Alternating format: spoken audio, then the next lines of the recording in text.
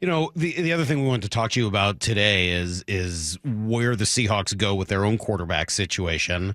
Geno's a free agent. Drew Lock is a free agent.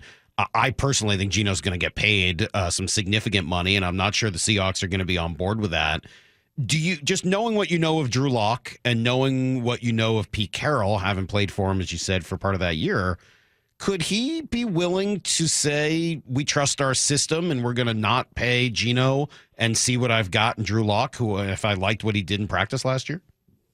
Absolutely. I could see that happening 100%. I think when you trust your system and you trust your coaching and you trust your philosophies, then you can make that transition. And, we might, also draft a quarterback early in the draft and give him, let him compete in training camp or let him sit a year behind Drew Lock. I certainly could see that happening. They have a plan in place. And then if you look at what they did last year, that gives them more confidence that their plan that they have works. And, trading Russ away and then just going with Geno Smith. And who thought Geno Smith would have that much success? And he did. So it's going to be interesting to see, like you said, like what that contract looks like for Geno Smith. I think they end up working it out there in Seattle and figuring something out because I think it's best for both parties. I don't know another team that's going to give Geno a lot of money. Now, I don't know if Seattle wants to, pay him at all or not, but I don't know if another team after 1 year wants to, take that type of risk on Geno Smith.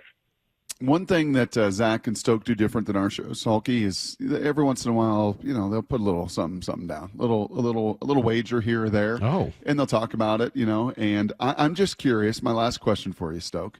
If you were to go back in the Wayback Machine in August, September, and there was not this prop out there, I don't think there was this bet anyway, but if I would have had you on and said, Stoke, this is before week 1, this is even middle of the preseason, before Drew got COVID and missed his opportunity to start and everything else, and I said, Stoke, if one of these two QBs, Drew Lock or Geno Smith, is going to throw for 4,000 yards, 69% completion, and 30 touchdowns, who would you have bet it was?